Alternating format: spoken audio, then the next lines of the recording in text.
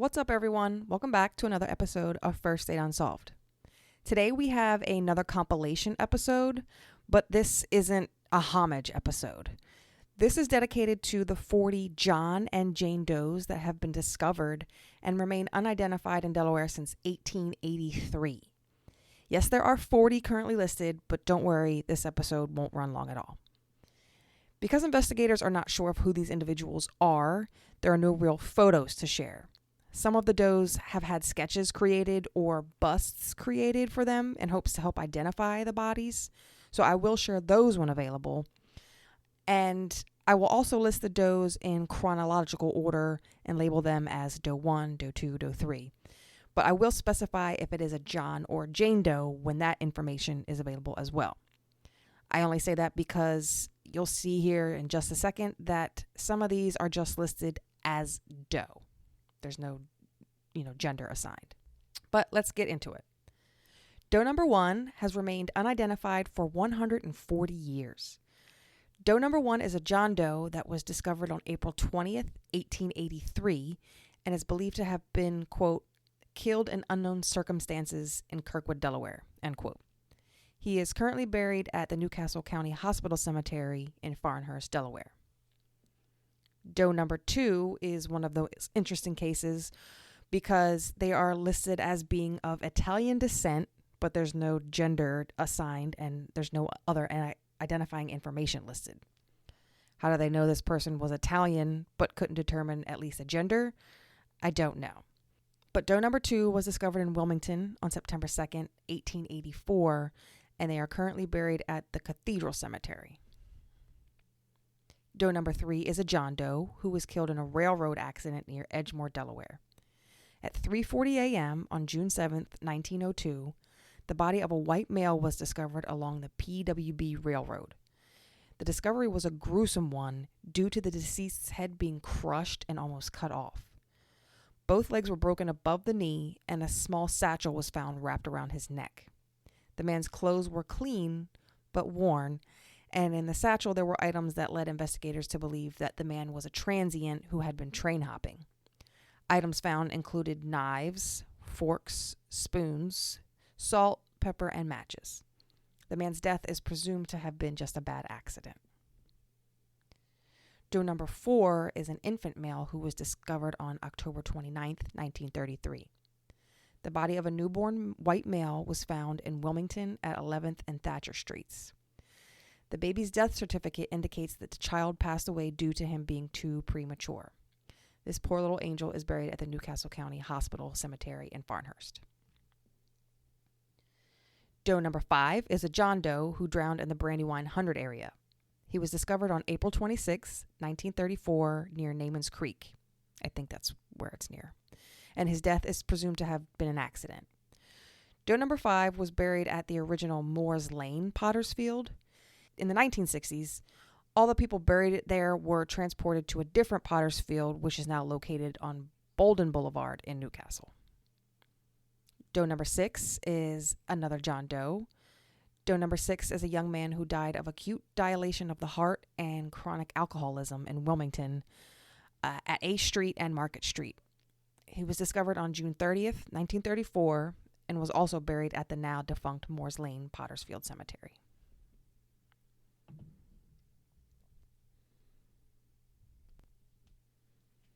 Doe 7 is a John Doe who was found on July 20th, 1934, after he had drowned in the Christiana River in Wilmington.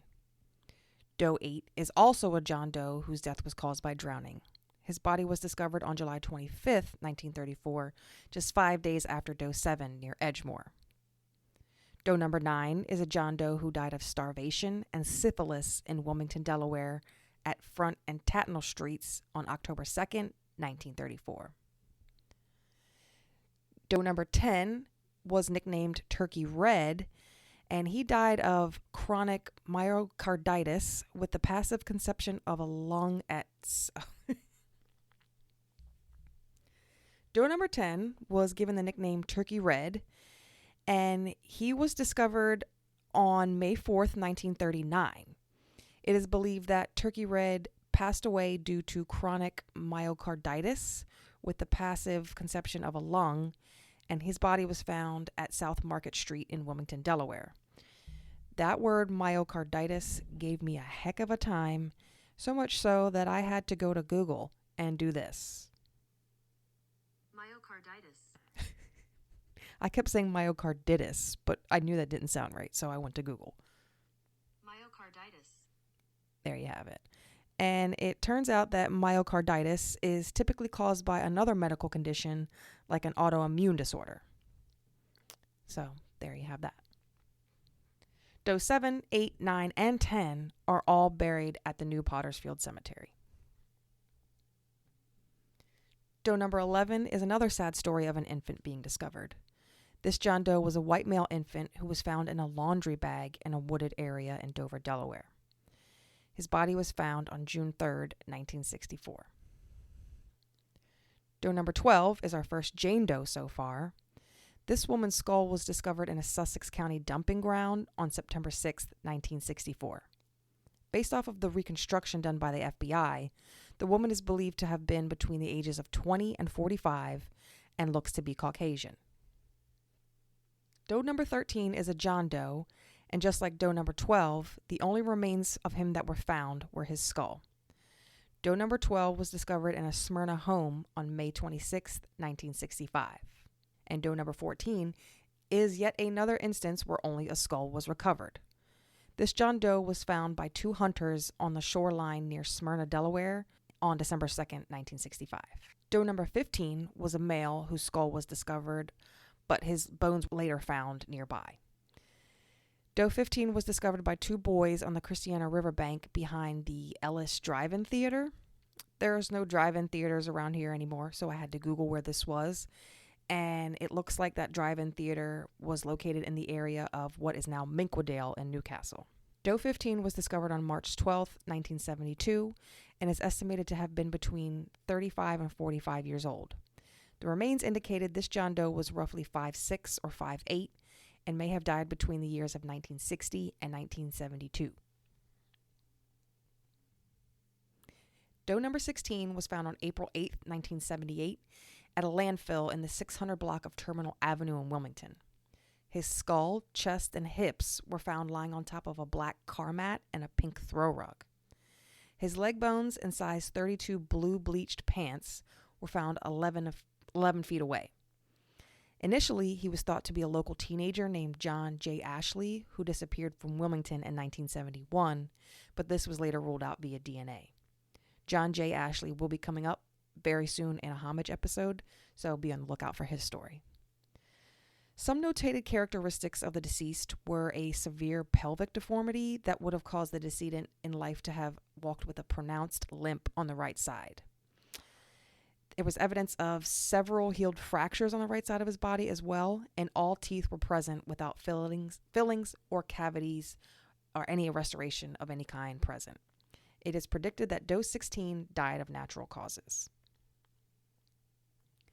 Doe number 17 is our first baby Jane Doe, and her death was ruled a homicide.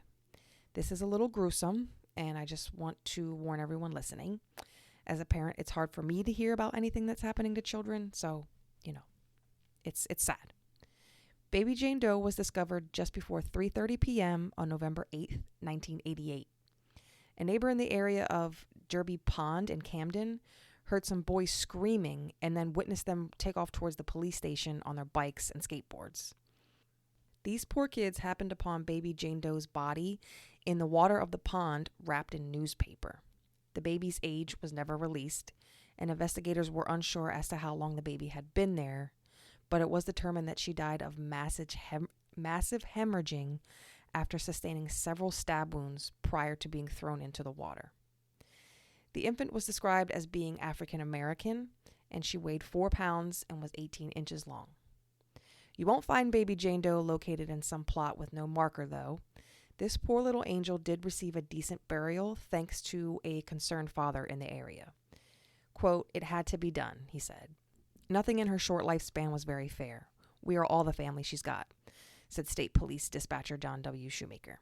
So, very, very sad beginning for this baby Jane Doe, but I thought it was very sweet that the community did that and made sure she had a proper burial. Doe number 18 was a gentleman estimated to have been between the ages of 60 and 75. He was 5'10" and had a, quote, robust build. On April 20th, 1990, a child found a human skull. It was determined that the family dog had dug it up in the backyard approximately 75 yards from the house. The house is located on Country Road 421, and that it's a few miles outside of Laurel. He was thought to have been white until future anthropological examination, that was hard, suggested he was African American. The man had no top teeth, and several of his bottom teeth were missing as well. It was also notated that there was diffuse idiopathic skeletal hyperostosis present. If you guys could see my face reading this, and I don't mean to laugh, I'm not trying to be disrespectful, but wow, I'm not even going to edit that out because this is awful. One more time. It is also notated that there was diffuse idiopathic skeletal hyperostosis present, which may have possibly created tightness in the joints, a decrease in mobility, and pain during life. And arthritis was present in his spine on top of all of that. Doe number 19, there's very little known or reported about this doe. This John Doe was discovered on January 1st, 1991 in Wilmington. Based off of the partial skeletal remains that were found, the deceased is estimated to have been between the ages of 25 and 55. That's quite a range, and sadly that's all they have, all the information out on this individual. Doe number 20 puts us at the halfway point for this list. This John Doe was discovered on November 2nd, 1991 in Newcastle, Delaware. A little boy was playing along the shoreline in Old Newcastle when he found a human skull. Doe number 20 is listed as a Hispanic man between the ages of 20 and 50 years old.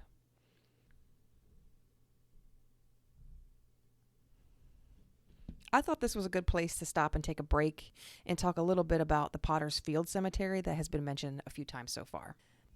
The term Potter's Field comes from Matthew 27:3 through 27:8 in the New Testament of the Bible, in which Jewish priests take 30 pieces of silver returned by a remorseful Judas. The site referred to in these verses is traditionally known as what is translated to Field of Blood in Aramaic, in the valley of Hinnom, which was a source of potter's clay. After the clay was removed, such a site would be unusable for agriculture, being full of trenches and holes, thus being a graveyard for those who could not be buried in an Orthodox cemetery. If you've ever driven down Bolden Boulevard in Newcastle, either headed towards Moore's Lane or Route 13, and wondered what that small, empty, fenced-in plot of land is, you should know that this is one of the Potter's Field locations. I mentioned briefly that all of the graves that used to accompany the original plot were moved at one point. The Bolden Boulevard location is where those bodies were moved to. According to sources, there are currently 3 active Potter's Fields locations in the state, one for each county. That one on Bolden Boulevard is no longer active. And while the Bolden Boulevard plot does not have markers to identify where each person lay, the other Potter's Field location adjacent to the women's prison does. There are small stone markers with numbers listed on them and a big marker before you walk into the cemetery with the numbers and then the name of the person that is at that plot. You can also walk, jog, or bike to this location via the Jack Markell Trail that runs from Old Newcastle clear up to the riverfront. If you start the trail by the baseball field off of Boulevard, the prison and cemetery aren't too far from that point. If you try to GPS the cemetery itself, it's going to take you to a dead end, a gate, so I don't suggest that if you ever feel like visiting it. And when this episode airs, I'll share some of the photos that I personally took the one time I did venture into the cemetery. All right, so let's jump back into the does, and we're going to pick back up with Doe number 21. This John Doe was discovered by a lost motorist from Baltimore, Maryland. He pulled off over on Marsh Road near Interstate 95 in the Brandywine 100 area to check a map. Doe 21 is presumed to have been a victim of foul play, mainly because he was found blindfolded and tied up prior to being dumped along the side of the road. This John Doe is of Asian descent. He is estimated to be around 5'10" and between ages of 20 and 40 years old. The clothing he was wearing is described as a light-colored Ralph Lauren polo jacket, short-sleeve t-shirt, tan Bugle Boy trousers, size 28 medium. In the front pocket of his pants was a tissue wrapped around 3 unspent .38 caliber bullets. He also had on white boxer shorts with turquoise square design, bikini-type light-colored jockey shorts, and brown or tan leather-like slip-on shoes with rubber soles. The victim had straight black hair, about 4 to 6 inches long, dark brown eyes, heavy tartar and tobacco stains on his teeth, and he was missing part of his right ring finger. The, quote, stump was well healed, so this was an old injury. Doe 21 did have his fingerprints, dental records, and DNA taken, but there have been no hits to this day. This victim is buried at plot 00275 in the second Pottersfield Cemetery I mentioned, which is near the prison. Doe 21 was compared to 4 missing men, but they have all been ruled out as being the victim. The names of those men were Martin Ebona III, Wook Kim, Dean Thomas, and William Otto. A 3D construction of his skull and bust have been created and are currently on display at the Delaware State Police Museum in Dover. I'm not sure what it is about Dover, but they like displaying stuff like that, don't they? There have actually been 3 reconstructions for this doe, and I was able to screenshot all of them into one frame, so I'll share that for you. The sketch that was created looks like an illustration from those scary stories to tell in the dark books, and I didn't want to just share only that image, so I was happy I could kind of get all of the images together, because I don't think that image would help identify anybody. Doe 22 is a Jane Doe who was discovered in Odessa on November 25th, 1993. The victim was found in a shallow grave 3 miles northeast of Odessa in an overgrown field on state property known as the William J. Baxter Memorial Park. That was Freya. Thanks, Freya. Due to how her body was found, foul play is suspected. She is estimated to have been between the ages of 20 and 55 years old, roughly 5'1", with brown hair, and she's either estimated to have been white or Hispanic, or both, because that's a thing too. It is presumed that she had passed away at least 3 months before her remains were found.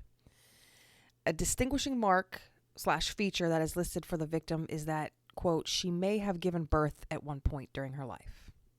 That's not very descriptive, but it could be helpful, I guess. There are at least 6 images and reconstructions that have been created for Doe 22. I won't be able to post all of them on my socials, but I will share the one that seems to be the most accurate based off of the others. At this time, a total of 19 women have been compared to and ruled out as the decedent. And now we have Doe 23. Doe 23 was discovered on October 17th, 1994, by a man who was walking along the westbound lanes of Basin Road on his way to Newport. The area where he was found is called Scrub Woods. I read in a newspaper clipping.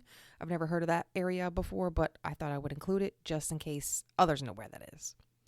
An exact cause of death was never determined, at least not by police, but because the body was found wrapped in a pink sheet and dumped along the roadway, homicide is the most likely scenario. There was a witness who came forward and stated that earlier that morning, prior to our victim's body being discovered, he saw a van parked in the area where Doe 23 was found. The driver of the van was described as being a white male, and I can only assume that other important details were passed along to the police as well. The victim had recently passed, and there was no damage done to his face, so if anyone knew him, or if anyone saw the images of him and knew him, he'd be very recognizable. I actually made the mistake of clicking on a photo which turned out to be an uncensored post-mortem photo. It took me 2 seconds to realize what I was actually looking at, and I almost jumped out of my seat. Doe 23 was compared to 4 missing men, 2 from Delaware, 1 from New York, and 1 from California, but they have all been ruled out as being the victim. The names of those men were William Perez Sr., Geronimo Rico, which is a really cool name, George Nutting, and Johnny Herrera. I will feature the 2 men from Delaware in the next upcoming homage episode. I'm thinking that he must not have been from Delaware because, like I said, he was very recognizable. So someone would have I would hope someone would have come forward and said, hey, that's so-and-so. Unless he has been recognized and no one wants to come forward, who knows? Another interesting detail about Doe 23 is that he is described as having abundant dark body hair, but his armpits were shaved. As quirky as that is, it could be an important detail because I don't know many men who shave their armpits. The victim's lower region was also clean shaven, but that doesn't really stand out as much as the armpits does. Whoever this man is, his killers were sure to remove his license from him before he was discarded because a brown leather wallet was found on the victim with $15 in it, but there was no photo ID or identification of any kind. Other descriptive details include black wavy hair with a widow's peak, brown eyes, well-manicured fingernails, a clean-shaven face except for a mustache, and his teeth were in excellent condition. The victim was found wearing a long-sleeved grayish white and tan shirt with a white undershirt, khaki pants with black shorts under the pants, and black socks. Doe 23 was not wearing any shoes when he was found, at least. He is a Hispanic man estimated to have been between the ages of 25 and 35 years old, but judging by the photo I saw, it's definitely more towards the 35 end of that range. He was 5'5", 138 pounds, so he was a little guy, and he is buried in plot 276 of the Pottersfield Cemetery. Doe 24 will be brief, as only a skull was found. This John Doe was recovered in a Smyrna home on May 26, 1995. This is different than the earlier skull that was found in a Smyrna home. There's 2, I guess. There's no real estimated age except that he was believed to have been at least 18 years old or an adult. No other information is available for Doe 24. Doe 25 is another instance where only a skull was found. This John Doe was discovered on October 18th, 1995 under a bridge in Milford. A 72-year-old local man threw his fishing net 15 feet off into the water. He threw the net into a creek and recovered a human skull. Just like Doe 24, no other information is available except that this individual was also an adult male. A reconstruction was done for Doe 25, so I will share that for everyone. And Doe 26 is our 3rd in a row, but I believe this is about our 7th or 8th skull. Partial skeletal remains were discovered in a bush in Wilmington on November 25th, 1996. The remains belong to an adult male, and that is all the info we have for Doe 26. Doe 27 is a Jane Doe who was discovered beaten to death in a wooded area in Camden, Delaware. On July 20th, 1997, at 3:37 p.m., remains were located at Route 10 westbound at Mahan's Corner Road. Blunt force trauma was found on the left side of the skull, and because her body was found nude, the medical examiner notated sexual assault was possible. The only items found with the victim were a black digital wristwatch and a large blue hair clip still clipped into her long brown hair. Doe 27 was a white female, estimated to have been between the ages of 40 and 60 years old, and she was about 5'6". The victim is described as being found nude, and her remains were nearly completely skeletal. Doe 28 is a Jane Doe whose remains were found January 24th, 2002 by workers boarding up a vacant home in the 1400 block of West 3rd Street in Wilmington. The state medical examiner could not determine the cause of death because of the advanced state of decomposition. There have been at least 4 reconstructions of this Doe's bust created. The original is more creepy than helpful, so I will share the facial approximation done by the FBI in 2019 on my social media accounts. Doe 28 is described as being a black female between 5'3" and 5'5" and 100 pounds.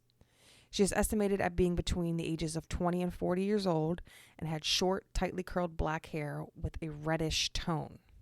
She was wearing a gray long-sleeved Ralph Lauren shirt with the Polo Jeans Company logo on the left sleeve. A pair of black Results brand denim jeans and a size 4 Timberland boot were also found at the scene. A gold earring with a blue stone was found in the home with our Jane Doe, but it is possible that it belonged to someone else as she was not wearing it. A JanSport backpack was also found, and written around the logo, it looks like it says Naptown and Primrose Crew for life.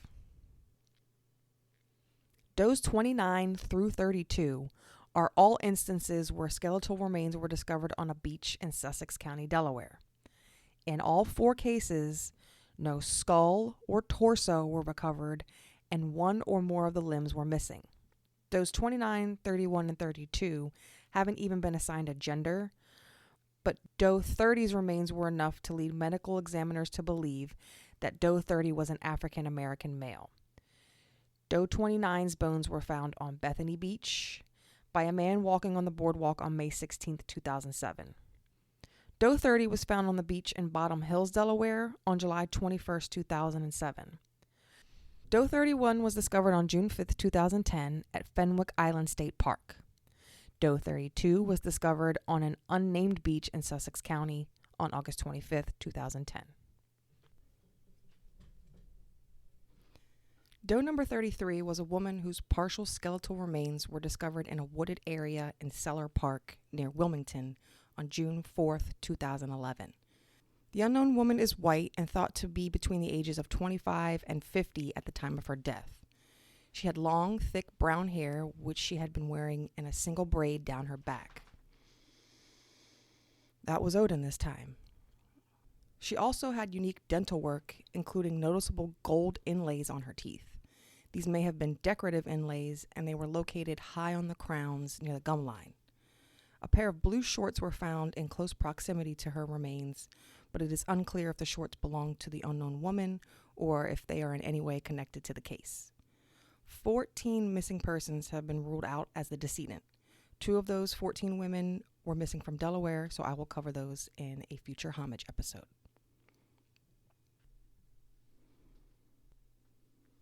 And here we go with the beach discoveries again.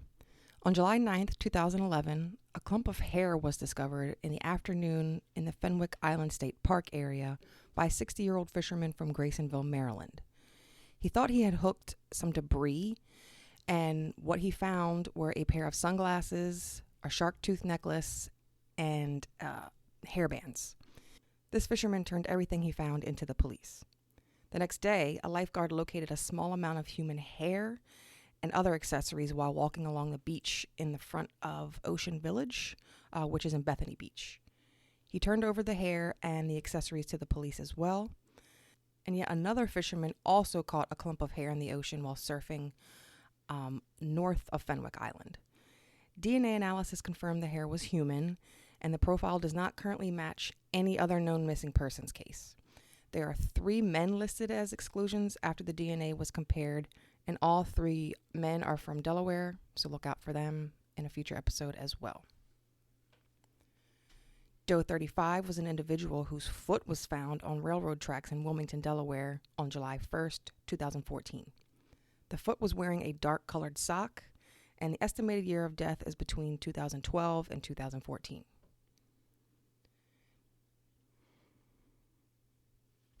Does anyone want to guess where Does 36 through 40 were found? If you said a beach, then you win. Doe 36 was a man whose bone was found by a family collecting seashells on Dewey Beach in Sussex County, Delaware, back on January 30th, 2016. Much like our other beach discoveries, no skull or torso were recovered, and 1 or more limbs were missing. Doe 36 is identified as being a male decedent, but that is all of the information available for him. Doe 37 is an individual whose bone was found on a beach in Sussex County, Delaware on January 28th, 2018. Doe 38 was an individual whose bone was found on Rehoboth Beach back on December 2nd, 2018. Doe 39 was an individual whose right femur bone was found by people looking for seashells in Rehoboth Beach on the north side of the Indian River Inlet. And this was back on December 31st, 2020. And last but not least, Doe 40 was an individual whose remains were recovered off of a fishing pier in Lewis, Delaware. No skull or torso were recovered, and one or more limbs were missing for Does 37, 38, and 39. And that's it. That's all 40. I'm not surprised that the remains have been discovered on our beaches. I just didn't expect for the second half of this list to be dominated by beach finds. All of the patterns that emerged throughout this episode caught me completely off guard and makes you wonder if some of these are connected in one way or another. If there are pieces that fit, it will be hard to complete a puzzle without knowing who these does are. If any of these descriptions sound familiar to you, please reach out to your local law enforcement, and please take a look at the photos I'm going to post shortly. And, if you know something, say something. As always, if you thought nothing ever happened here, you thought wrong.